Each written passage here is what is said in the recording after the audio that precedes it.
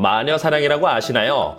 이는 마녀 재판이라고도 말하는데요. 여러 명의 사람이 허위 사실을 유포해 한 사람을 몰아붙이는 걸 흔히 마녀 사냥이라고 하죠. 중요한 건 바로 타깃이 된 사람은 허위 사실로 인해 피해자라는 것입니다. 사실 마녀 사냥은 16에서 17세기 유럽에서 있었던 잔혹한 학살에 대한 이야기이지만 오늘날에는 인터넷으로 한 사람을 공격할 때도 마녀 사냥이라고 지칭하죠.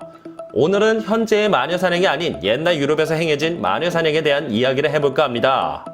현재 연구를 통해 내려진 결론은 약 10만 명이 마녀로 고발을 당했고 4만 명 정도가 마녀 사냥의 피해자가 되어 사망했다고 추정하고 있죠. 타깃이 되어 학살되어버린 이 마녀란 도대체 무엇일까요? 그것은 바로 그리스도에 대한 신앙을 버리고 악마를 섬기며 그 대가로 마법을 부릴 수 있고 하늘도 날 수 있으며 온갖 악한 짓을 행하는 사람들을 지칭했습니다. 마녀의 몸에는 악마의 손톱 자국이 무조건 있었다고 하죠. 악마의 손톱 자국은 그냥 흔히들 있는 흉터를 말하는 것이었습니다. 주로 마녀는 화형을 시켰지만 장작이 부족하거나 할 때는 교수형을 하기도 했고 물에 빠뜨려 죽이기도 하는 등 여러 가지 사용 방법이 있었습니다. 처음 마녀를 처벌하기 위해서는 반드시 피해자가 있었어야 했죠. 그런데 진짜 마녀가 부리는 마법에 의해 피해를 받는 사람은 당연히 없었으니 쉽게 마녀라고 고발할 수도 없었습니다. 그러나 12세기 이후에는 피해자가 없어도 마녀를 고발할 수 있게 되었는데요. 이 이후로 유럽 사람들은 무차별적으로 주위 사람들을 마녀라고 고발하기 시작했죠. 마녀를 가장 심하게 박해한 시기는 신교도와 카톨릭이 대립이 극심했던 16에서 17세기였는데요. 그 종교 중 누가 더 마녀를 잘 색출해내고 잘 잡는지 경쟁을 했고 그래서 이 시기에 가장 피해가 크다라는 견해도 있죠. 독일의 작은 지방의 카톨릭의 한 주교는 1년에 마녀 300명을 화형시켰다는 기록도 있습니다. 그런데 평범한 사람이 어쩌다 마녀가 되었을까요? 마녀의 주요 대상이 된 사람은 바로 신분이 낮은 여성들이었습니다. 당시 피해자의 80에서 90%에 달하는 사람들이 여성이었죠.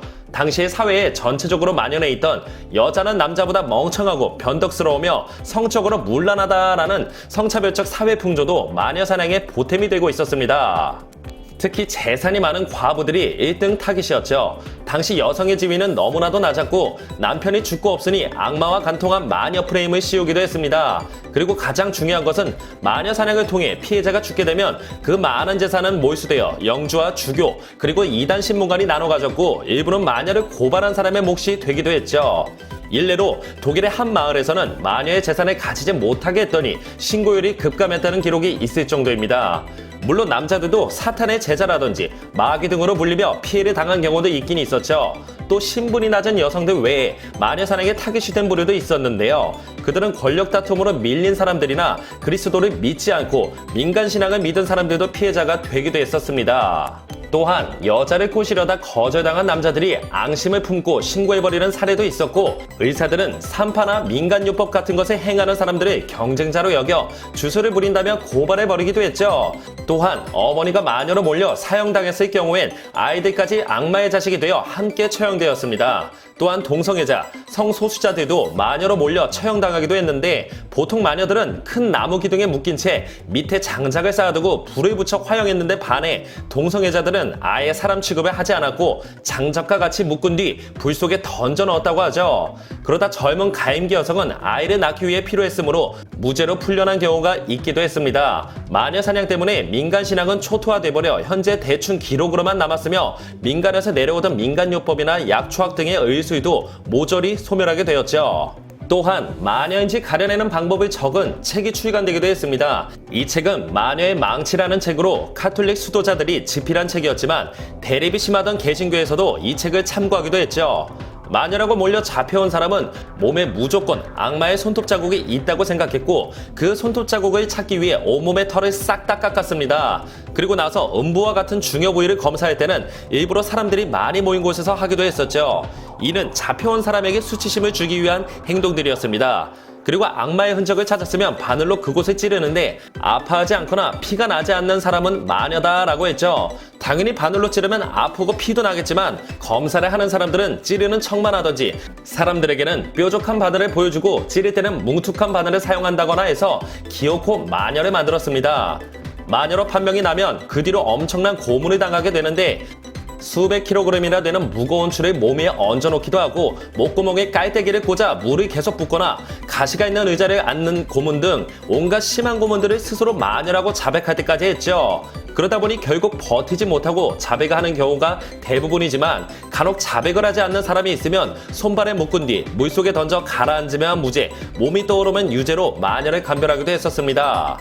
물에 가라앉아서 무죄가 돼도 익사해서 죽게 되었고 몸이 떠오르더라도 마녀로 판명돼서 화형에 처해져 죽게 되었죠.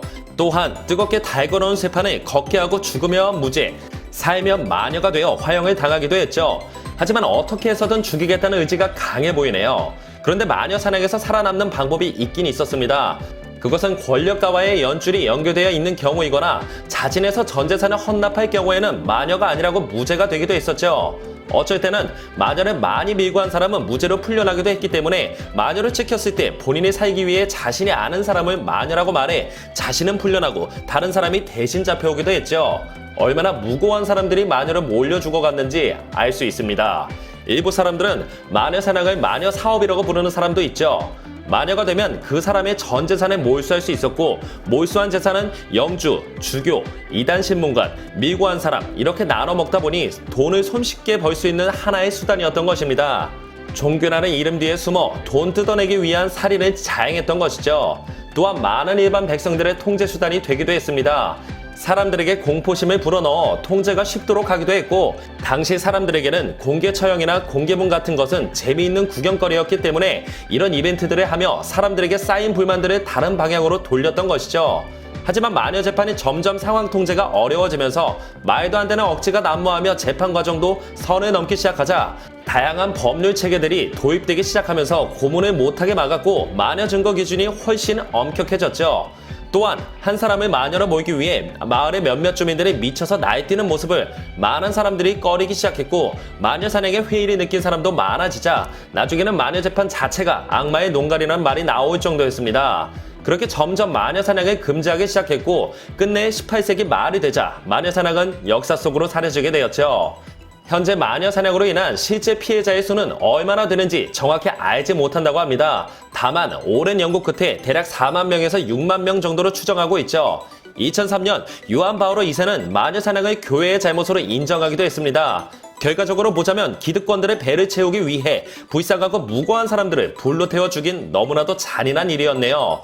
유럽의 중세, 근세에 있었던 너무나도 참혹했던 마녀 사냥에 대한 이야기였습니다.